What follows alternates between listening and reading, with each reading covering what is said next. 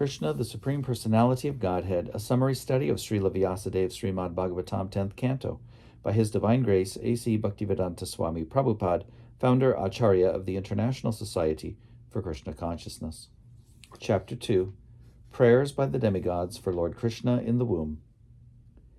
King Kamsa not only occupied the kingdoms of the Jadu, Bhoj, and Andhaka dynasties and the kingdom of Shudasen, but he also made alliances with all the other demoniac kings as follows: the demon Pralamba, demon Baka, demon Chanur, demon Trinavarta, demon Aghasur, demon Mushtaka, demon Arishta, demon Dwivida, demon Putana, demon Keshi, and demon Denuka.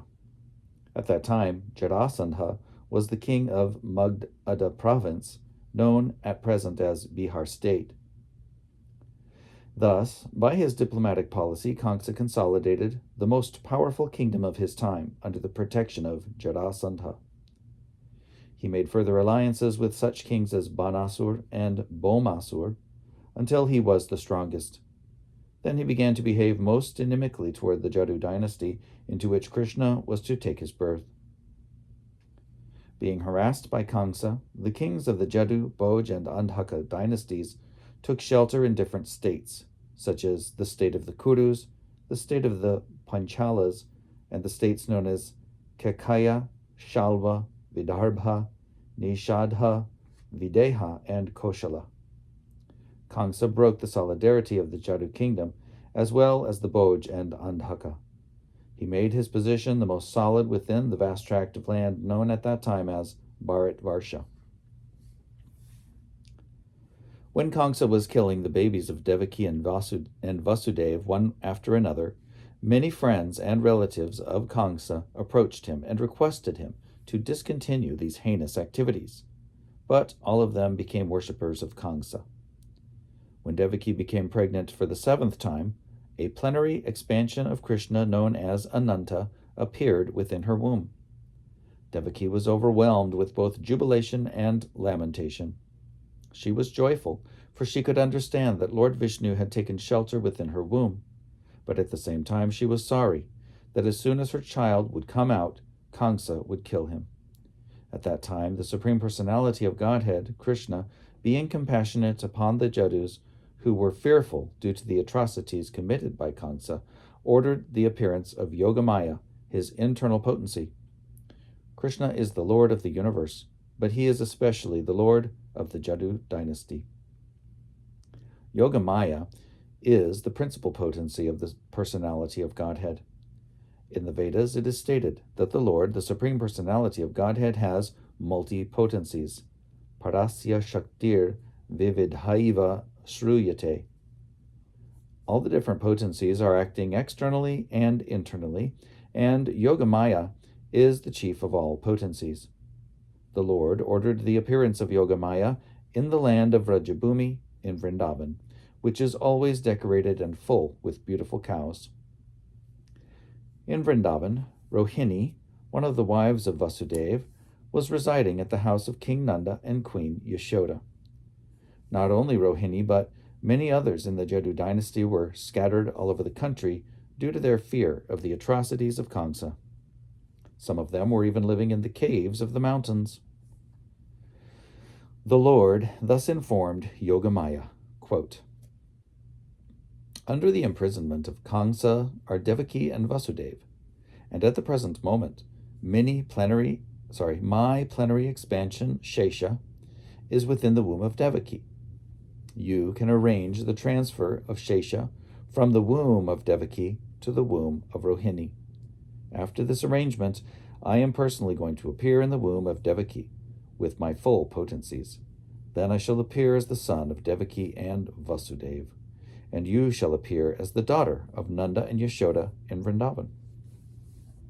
Since you will appear as my contemporary sister, and since you will quickly satisfy desires for sense gratification, people within the world will worship you with all kinds of valuable presentations, incense, candles, flowers, and offerings of sacrifice. People who are after materialistic perfection will worship you under the different forms of your expansions, which will be named Durga, Bhadrakali, Vijaya, Vaishnavi, Kumuda, Chandika, Krishna, Madhavi, Kanyaka, Maya, Narayani, Ishani, Sharada, and Ambika, unquote. Krishna and Yogamaya appeared as brother and sister, the Supreme Powerful and the Supreme Power. Although there is no clear distinction between the powerful and the power, power is always subordinate to the powerful. Those who are materialistic are worshippers of the power, but those who are transcendentalists are worshippers of the powerful. Krishna is the Supreme Powerful, and Durga is the Supreme Power within the material world. Actually, people in the Vedic culture worship both the powerful and the power. There are many hundreds and thousands of temples of Vishnu and Devi, and sometimes they are worshipped simultaneously. The worshipper of the power, Durga, or the external energy of Krishna, may achieve all kinds of material success very easily. But anyone who wants to be elevated transcendentally must engage in worshipping the powerful in Krishna consciousness. The Lord also declared to Yogamaya, quote, "My plenary expansion, Ananta Shesh, is within the womb of Devaki. On account of being forcibly attracted to the womb of Rohini, he will be known as Shankarshan, and will be the source of all spiritual power or bala, by which one can attain the highest bliss of life, which is called Ramana. Therefore, the plenary portion, Ananta, will be known after his appearance either as Sankarshan or as Balaram," unquote. In the Upanishads, it is stated, Nayam Atma Balahineya Labhya. The purport is that one cannot attain the supreme platform of self-realization without being sufficiently favored by Balaram. Bala does not mean physical strength. No one can attain spiritual perfection by physical strength. One must have the spiritual strength, which is infused by Balaram or Sankarshan, Ananta, or Sheshanag.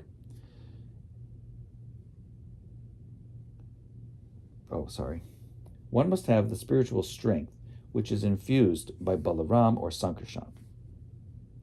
Ananta, or Sheshanag, is the source of the power which sustains all the planets in their different positions. Materially, this sustaining power is known as the law of gravitation, but actually it is a display of the potency of Sankarshan. Balaram, or Sankarshan, is the source of spiritual power, or the original spiritual master. Therefore, Lord Nityananda Prabhu, who is also the incarnation of Balaram, is the original spiritual master, and the spiritual master is the representative of Balaram, the form of the Supreme Personality of Godhead, who supplies spiritual strength. In the Chaitanya Charitamrita, it is confirmed that the spiritual master is the manifestation of the mercy of Krishna. Thus ordered by the Supreme Personality of Godhead, Yogamaya circumambulated the Lord and then appeared within this material world according to his order. When Yogamaya, the supreme power of the supremely powerful Personality of Godhead, transferred Lord Shesha from the womb of Devaki to the womb of Rohini, both Devaki and Rohini were under Yogamaya's spell, which is called Yoga Nidra. When this was done, people thought that Devaki's seventh pregnancy had been a miscarriage. Thus, although Balaram appeared as the son of Devaki, he was transferred to the womb of Rohini to appear as her son. After this arrangement, the Supreme Personality of Godhead Krishna, who is always ready to protect his unalloyed devotees, entered within the mind of Vasudeva as the Lord of the whole creation, with full inconceivable potencies. It is understood in this connection that Lord Krishna first of all situated himself in the unalloyed heart of Vasudeva, and was then transferred to the heart of Devaki. He was not put into the womb of Devaki by seminal discharge. The Supreme Personality of Godhead, by his inconceivable potency, can appear in any way. it is not necessary for him to appear in the ordinary way by seminal injection within the womb of a woman. When Vasudeva was sustaining the form of the Supreme Personality of Godhead within his heart, he appeared just like the glowing sun, whose shining rays are always unbearable and scorching to the common man. The form of the Lord, situated in the pure, unalloyed heart of Vasudeva, is not different from the original form of Krishna. The appearance of the form of Krishna anywhere, and specifically within the heart, is called Dham. Dham refers not only to Krishna's form, but also to his name, his qualities, and his paraphernalia. Everything becomes manifest simultaneously. Thus, the eternal form of the Supreme Personality of Godhead with full potencies was transferred from the mind of Vasudeva to the mind of Devaki, exactly as the setting sun's rays are transferred to the full moon rising in the east. Krishna, the Supreme Personality of Godhead, thus entered the body of Devaki from the body of Vasudeva without being subject to any of the conditions of an ordinary living entity. Since Krishna was there, it is to be understood that all his plenary expansions, such as Narayana, and incarnations like Lord Nrsimha and Varaha, were with him, and they also were not subject to the conditions of material existence. In this way, Devaki became the residence of the Supreme Personality of Godhead, who is one without a second and the cause of all creation. Devaki became the residence of the Absolute Truth, but because she was confined within the house of Kamsa, she looked just like a suppressed fire, or like misused education. When fire is kept in a jug, the illuminating rays of the fire cannot be very much appreciated. Similarly, misused knowledge, which does not benefit the people in general, is not very much appreciated. So, Devaki was kept within the prison walls of Kamsa's palace, and no one could see her transcendental beauty, which resulted from her conceiving the Supreme Personality of Godhead. Kamsa, however, saw the transcendental beauty of his sister Devaki, and he at once concluded that the Supreme Personality of Godhead had taken shelter in her womb. She had never before looked so wonderfully beautiful. He could distinctly understand that there was something wonderful within the womb of Devaki. In this way, Kamsa became perturbed, because he was sure that the Supreme Personality of Godhead, who would kill him in the future, had now come.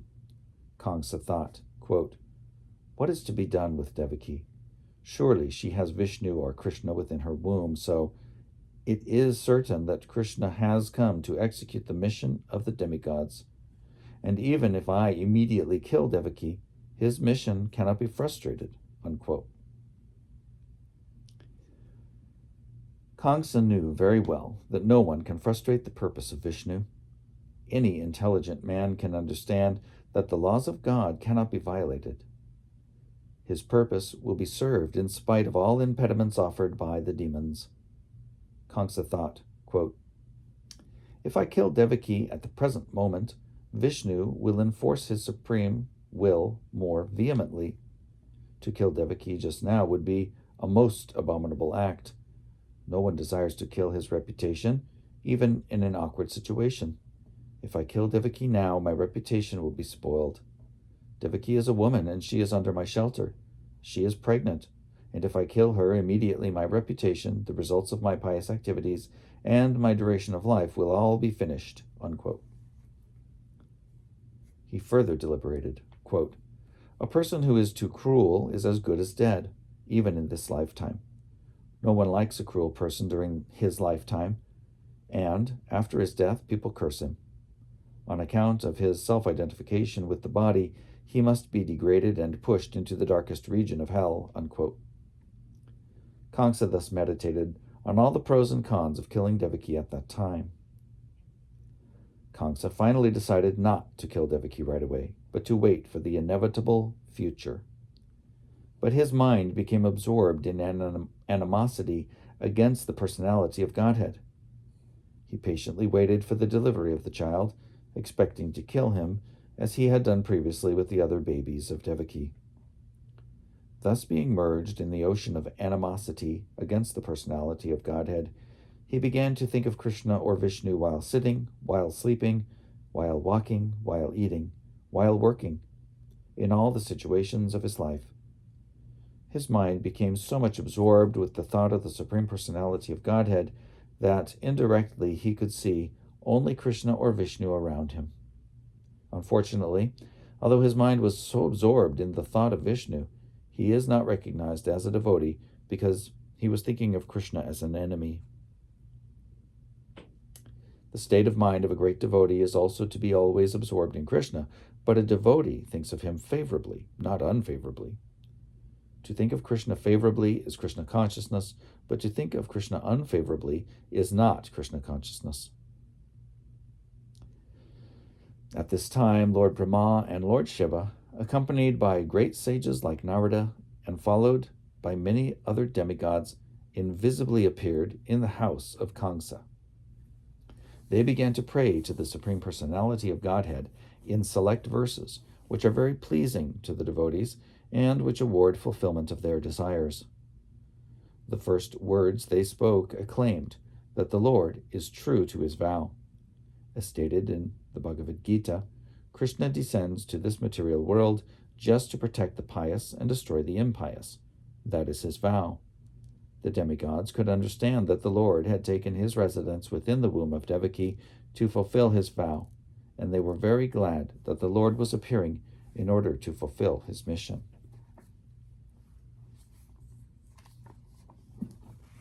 There's a plate.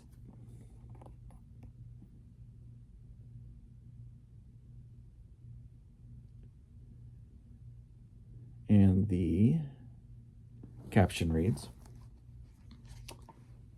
Lord Shiva and many other demigods, accompanied by great sages like Narada, invisibly went to Kamsa's palace and began to pray in select verses to the Supreme Personality of Godhead as he lay in the womb of Devaki.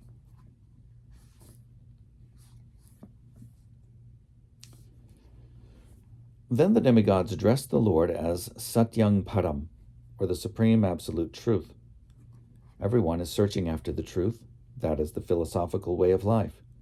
The demigods give information that the Supreme Absolute Truth is Krishna. One who becomes fully Krishna conscious can attain the Absolute Truth. Krishna is the Absolute Truth because, unlike relative truth, he is truth in all the three phases of eternal time. Time is divided into past, present, and future. Krishna is truth always, past, present, and future. In the material world, everything is being controlled by supreme time, in the course of past, present, and future. But before the creation, Krishna was existing, and when there is creation, everything is resting in Krishna. And when the creation is finished, Krishna will remain. Therefore, he is the absolute truth in all circumstances. If there is any truth within this material world, it emanates from the supreme truth, Krishna. If there is any opulence within this material world, the cause of the opulence is Krishna. If there is any reputation within this material world, the cause of the reputation is Krishna. If there is any strength within this material world, the cause of such strength is Krishna. If there is any wisdom and education within this material world, the cause of such wisdom and education is Krishna. Therefore, Krishna is the source of all relative truths. This material world is composed of 5 principal elements: earth, water, fire, air, and ether, and all such elements are emanations from Krishna. The material scientists accept these 5 primary elements as the cause of the material manifestation, but the elements in their gross and subtle states are produced by Krishna. The living entities who are working within this material world are products of his marginal potency. In the 7th chapter of the Bhagavad Gita, it is clearly stated that the whole manifestation is a combination of 2 kinds of energies of Krishna, the superior energy and the inferior energy. The living entities are the superior energy, and the dead material elements are his inferior energy. In its dormant stage, everything remains in Krishna. The demigods continue to offer their respectful prayers unto the supreme form of the personality of Godhead, Krishna, by analytical study of the material manifestation. What is this material manifestation? It is just like a tree. A tree stands on the ground. Similarly, the tree of the material manifestation is standing on the ground of material nature. This material manifestation is compared to a tree because a tree is ultimately cut off in due course of time. A tree is called vriksha. Vriksha means that thing which will be ultimately cut off. Therefore, this tree of the material manifestation cannot be accepted as the ultimate truth because it is influenced by time. But Krishna's body is eternal. He existed before the material manifestation. He is existing while the material manifestation is continuing, and when it will be dissolved, he will continue to exist. Therefore, only Krishna can be accepted as the absolute truth. The Katha Upanishad also cites this example of the tree of the material manifestation standing on the ground of material nature. This tree has two kinds of fruits, distress and happiness. Those who are living in the tree of the body are just like two birds. One bird is the localized aspect of Krishna known as Paramatma, and the other bird is the living entity. The living entity is eating the fruits of this material manifestation. Sometimes he eats the fruit of happiness, and sometimes he eats the fruit of distress. But the other bird is not interested in eating the fruit of distress or happiness, because he is self-satisfied. The Katha Upanishad states that one bird on the tree of the body is eating the fruits, and the other bird is simply witnessing. The roots of this tree extend in all three directions. This means that the roots of the tree are the three modes of material nature: goodness, passion, and ignorance. Just as a tree expands its roots, so by association of the modes of material nature, goodness, passion, and ignorance, one expands his duration of material existence. The tastes of the fruits are of four kinds: religiosity, economic development, sense gratification, and ultimately liberation. According to the different associations in the three modes of material nature, the living entities are tasting different kinds of religiosity, different kinds of economic development, different kinds of sense gratification, and different kinds of liberation. Practically all material work is performed in ignorance, but because there are three qualities, sometimes the quality of ignorance is covered with goodness or passion. The taste of these material fruits is accepted through five senses.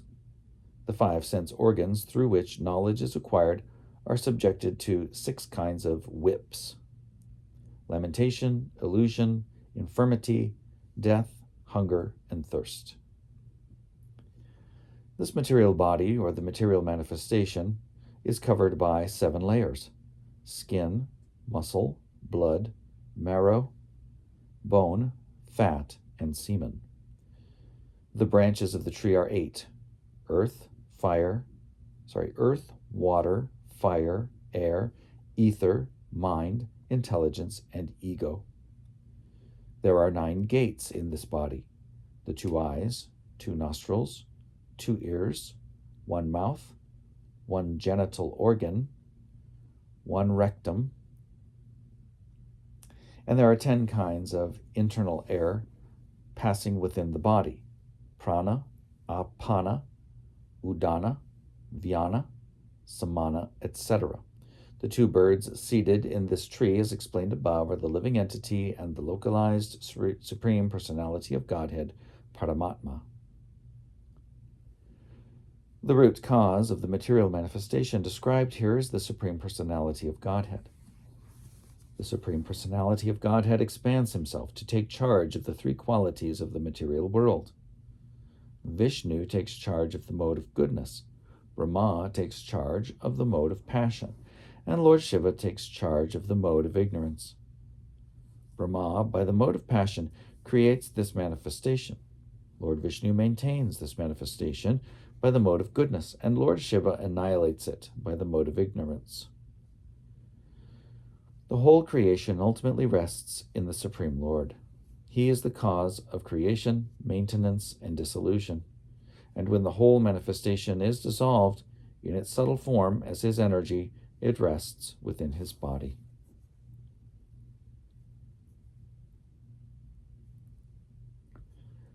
Quote, "At present," the demigods prayed, "the Supreme Lord Krishna is appearing just for the maintenance of this manifestation. Actually, the supreme cause is one, but less intelligent persons, being deluded by the three modes of material nature, see that the material world is manifested by different causes. Those who are intelligent can see that the cause is one, Krishna." Unquote. As it is stated in the Brahma Samhita, Ishvara Parama Krishna Sarva Karana Karanam. Quote, "Krishna, the Supreme Personality of Godhead, is the cause of all causes." Unquote. Brahma is the deputed agent for creation. Vishnu is the expansion of Krishna for maintenance, and Lord Shiva is the expansion of Krishna for dissolution. Quote, "Our dear Lord," the demigods prayed, "it is very difficult to understand your eternal form or personality. People in general are unable to understand your actual form. Therefore, you are personally descending to exhibit your original eternal form. Somehow, people can understand the different incarnations of your lordship, but they are puzzled to understand the eternal form of Krishna with two hands, moving among human beings exactly like one of them. This eternal form of your lordship gives ever-increasing transcendental pleasure to the devotees, but for the non-devotees this form is very dangerous." Unquote. As stated in the Bhagavad Gita, Krishna is very pleasing to the sadhus, paritranaya sadhunam. But this form is very dangerous for the demons, because Krishna also descends to kill the demons. He is therefore simultaneously pleasing to the devotees and dangerous to the demons. Quote, "Our dear lotus-eyed Lord, you are the source of pure goodness. There are many great sages who simply by samadhi or transcendentally meditating upon your lotus feet and thus being absorbed in your thought have easily transformed the great ocean of nescience created by the material nature into no more than the water in a calf's hoof print." Unquote. The purpose of meditation is to focus the mind upon the personality of Godhead, beginning from his lotus feet. Simply by meditation on the lotus feet of the Lord, great sages cross over this vast ocean of material existence without difficulty. Quote, "O self-illuminated one, the great saintly persons who have crossed over the ocean of nescience by the help of that transcendental boat of your lotus feet have not taken away that boat. It is still lying on this side." Unquote. If one takes a boat to cross over a river, the boat also goes with one to the other side of the river. And so, when one reaches the destination, how can the same boat be available to those who are still on this side? To answer this difficulty, the demigods say in their prayer that the boat of the Lord's lotus feet is not taken away. The devotees, still remaining on this side, are able to pass over the ocean of material nature, because the pure devotees do not take the boat with them when they cross the river. When they cross over. When one simply approaches the boat, the whole ocean of material nescience is reduced to the size of the water in a calf's hoofprint. Therefore, the devotees do not need to take the boat to the other side. They simply cross the ocean immediately. Because the great saintly persons are compassionate toward all conditioned souls, the boat is still lying on this side. In other words, one can meditate upon the lotus feet of the Lord at any time, and by so doing one can cross over the great ocean of material existence. Meditation means concentration upon the lotus feet of the Lord. Lotus feet indicate the Supreme Personality of Godhead. But those who are impersonalists do not recognize the lotus feet of the Lord, and therefore their object of meditation is something impersonal. The demigods express their mature verdict that persons who are interested in meditating on something void or impersonal cannot cross over the ocean of nescience. Such persons are simply imagining that they have become liberated. Quote, "O lotus-eyed Lord, their intelligence is contaminated because they fail to meditate upon the lotus feet of your lordship. As a result of this neglectful activity, The impersonalists fall down again into the material way of conditioned life, although they may temporarily rise to the point of impersonal realization." Unquote. Impersonalists undergo severe austerities and penances to merge themselves into the Brahman effulgence, or impersonal Brahman existence. But their minds are not free from material contamination. They have simply tried to negate the material ways of thinking. That does not mean that they have become liberated. Thus they fall down. In the Bhagavad Gita, it is stated that the impersonalist has to undergo great tribulation in realizing his ultimate goal. At the beginning of Srimad Bhagavatam, it is also stated that without devotional service to the Supreme Personality of Godhead, one cannot achieve liberation from the bondage of fruitive activities. The statement of Lord Krishna is there in the Bhagavad Gita, and in Srimad Bhagavatam, the statement of the great sage Narada is there, and here also the demigods confirm it. Quote, "Persons who have not taken to devotional service are understood to have come short of the ultimate purpose of knowledge and are not favored by your grace." Unquote. The impersonalists simply think that they are liberated, but actually they have no feeling for the personality of Godhead, because they think that when Krishna comes into the material world, he accepts a material body. They therefore overlook the transcendental body of Krishna. This is confirmed in the Bhagavad Gita. Avajananti mang mudha. In spite of conquering material lust and rising to the point of liberation, the impersonalists fall down. If they are engaged just in knowing things for the sake of knowledge and do not take to the devotional service of the Lord, they cannot achieve the desired result. Their achievement is the trouble they take, and that is all. It is clearly stated in the Bhagavad Gita that to realize Brahman identification is not all. Brahman identification may help one become joyful without material attachment or detachment and to achieve the platform of equanimity. But after this stage, one has to take to devotional service. When one takes to devotional service after being elevated to the platform of Brahman realization, he is then admitted into the spiritual kingdom for permanent residence in association with the Supreme Personality of Godhead. That is the result of devotional service.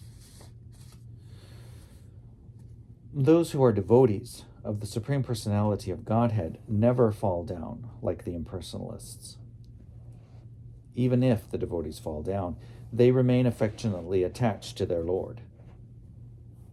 They can meet all kinds of obstacles on the path of devotional service, and freely, without any fear, they can surmount such obstacles. Because of their surrender, they are certain that Krishna will always protect them. As it is promised by Krishna in the Bhagavad Gita, quote, "My devotees are never vanquished," unquote. Quote, "Our dear Lord," the demigods continued, "you have appeared in your original eternal form of unalloyed goodness for the welfare of all living entities within this material world. Taking advantage of your appearance, all of them can now very easily understand the nature and form of the Supreme Personality of Godhead.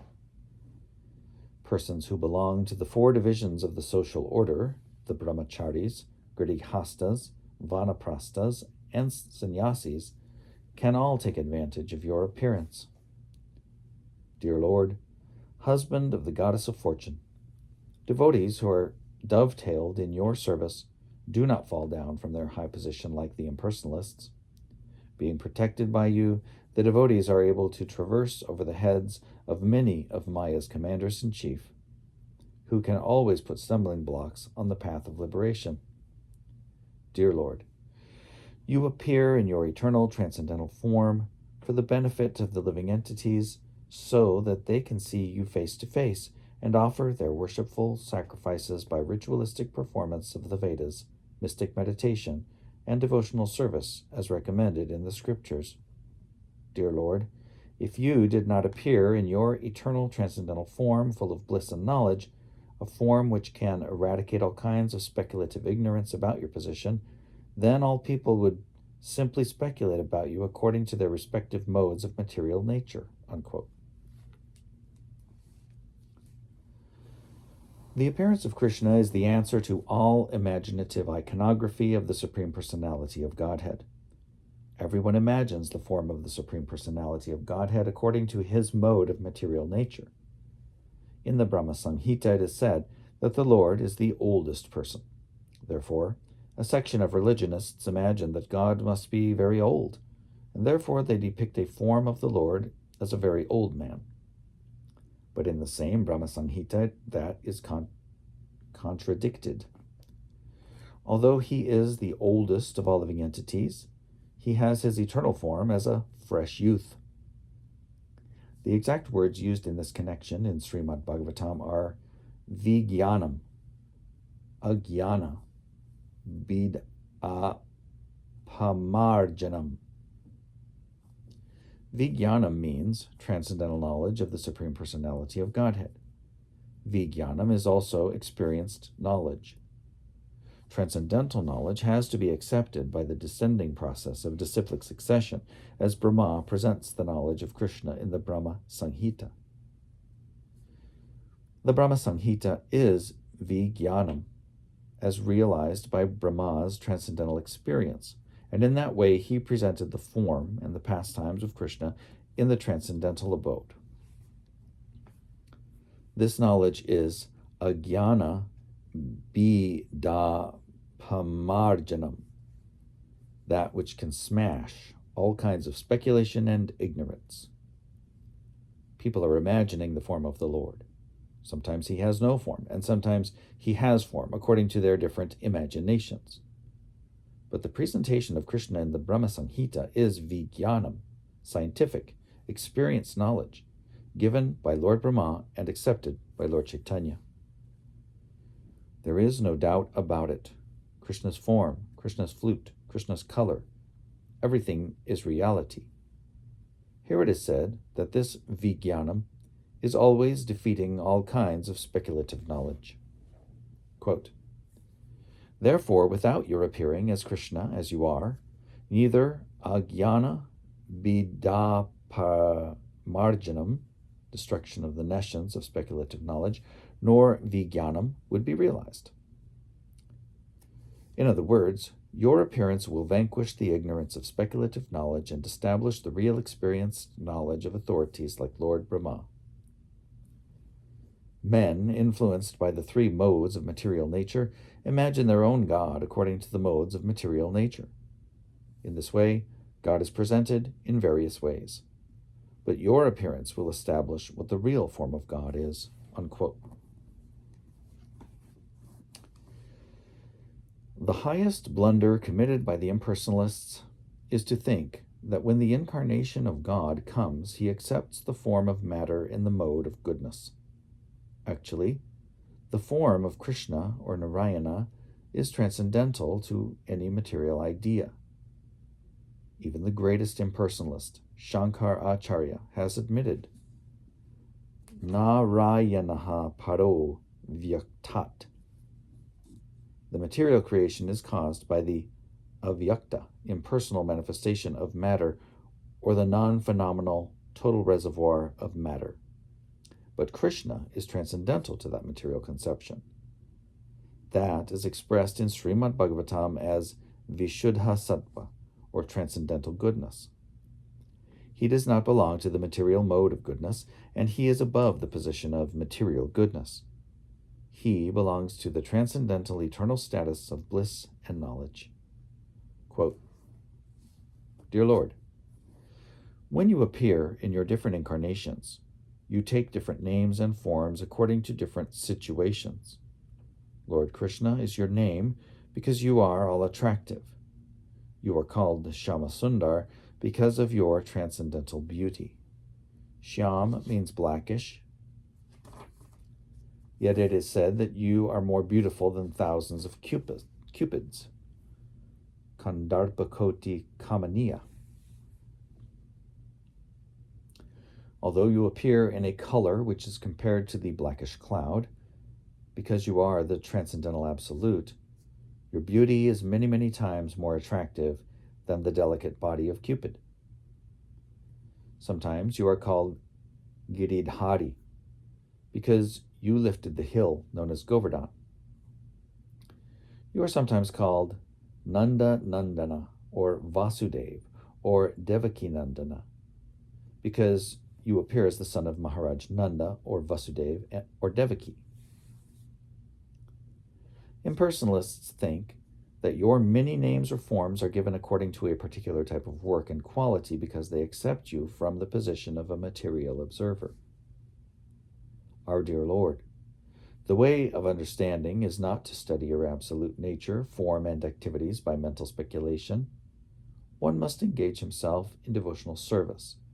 Then one can understand your absolute nature and your transcendental form, name, and qualities. Actually, only a person who has a little taste for the service of your lotus feet, can understand your transcendental nature or form and qualities. Others may go on speculating for millions of years, but it is not possible for them to understand even a single part of your actual position." Unquote.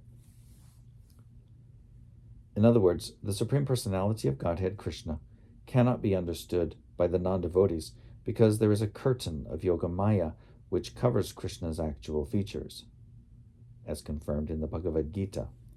Nahang prakashaha sarvasya. The Lord says, quote, "I am not exposed to anyone and everyone," unquote. When Krishna came, he was actually present on the battlefield of Kurukshetra, and everyone saw him.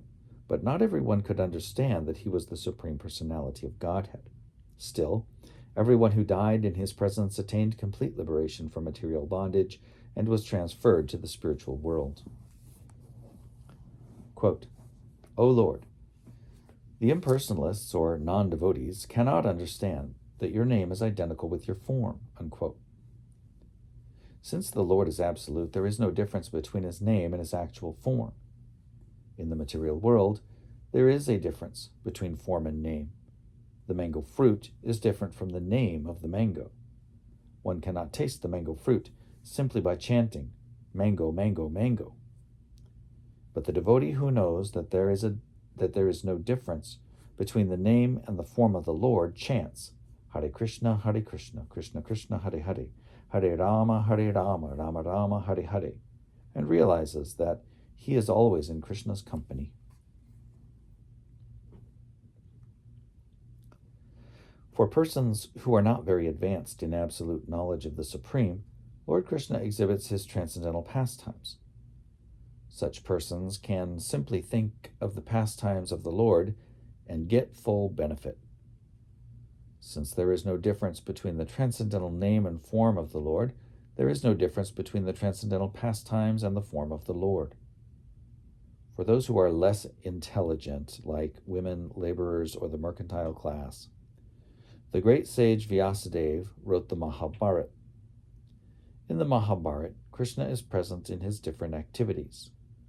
The Mahabharata is history, and simply by studying, hearing, and memorizing the transcendental activities of Krishna recounted therein, the less intelligent can also gradually rise to the standard of pure devotees.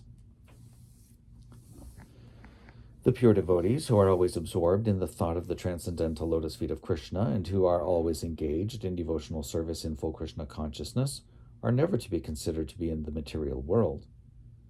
Srila Rupa Goswami has explained that those who are always engaged in Krishna consciousness with body, mind, and activities are to be considered liberated, even within this body. This is confirmed in the Bhagavad Gita. Those who are engaged in the devotional service of the Lord have already transcended the material position. Krishna appears in order to give a chance to both the devotees and the non-devotees for realization of the ultimate goal of life. The devotees get the direct chance to see him and worship him. Those who are not on that platform get the chance to become acquainted with his activities and thus become elevated to the same position. Quote, "Our dear Lord, O Supreme Controller, when you appear on earth, all the demons like Kamsa and Jarasandha will be vanquished, and all good fortune will be ushered into the world. When you walk on the globe, your lotus feet will impress on the ground the marks of your souls, such as the flag, the trident, and the thunderbolt. Thus you will grace both the earth and us on the heavenly planets, who shall see those marks. O dear Lord, the demigods continued, you are unborn. Therefore we do not find any reason for your appearance other than for your pleasurable pastimes. Unquote. Although the reason for the appearance of the Lord is stated in the Bhagavad Gita, he descends just to give protection to the devotees and vanquish the non-devotees, actually he descends for his pleasure, meeting with the devotees, not really to vanquish the non-devotees. The non-devotees can be vanquished simply by one kick of material nature.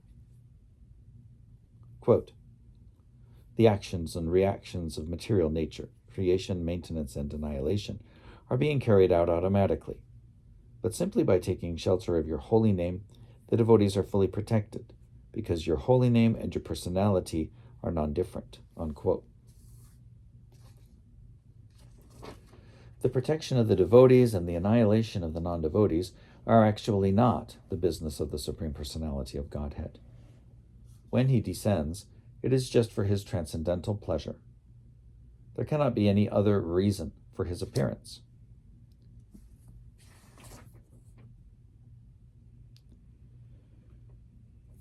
Quote, our dear Lord, you are appearing as the best of the Jadu dynasty, and we are offering our respectful, humble obeisances unto your lotus feet. Before this appearance, you also appeared as the fish incarnation, as the horse incarnation, as the tortoise incarnation, as the half-man, half-lion incarnation, as the boar incarnation, as the swan incarnation, as King Ramachandra, as Parashuram, and as many other incarnations. You appeared just to protect the devotees, and we request you in your present appearance as the Supreme Personality of Godhead himself to give us similar protection all over the three worlds and remove all obstacles for the peaceful execution of our lives. Dear Mother Devaki, within your womb is the Supreme Personality of Godhead, appearing along with all his plenary expansions. He is the original personality of Godhead, appearing for our welfare. Therefore, you should not be afraid of your brother, the King of Bhoj. Your son, Lord Krishna, who is the original personality of Godhead, will appear for the protection of the pious Jadu dynasty. The Lord is appearing not alone, but accompanied by his immediate plenary portion, Baladev. Unquote. Devaki was very much afraid of her brother Kamsa, because he had already killed so many of her children. So she was very anxious about Krishna. In the Vishnu Purana, it is stated that in order to pacify Devaki, all the demigods, along with their wives, used to visit her to encourage her not to be afraid that her son would be killed by Kamsa. Krishna, who was within her womb, was to appear not only to diminish the burden of the world, but specifically to protect the interests of the Jadu dynasty, and certainly to protect Devaki and Vasudeva. It is understood that Krishna had been transferred from the mind of Vasudeva to the mind of Devaki, and from there to her womb. Thus, Devaki, the mother of Krishna, was worshipable for all the demigods.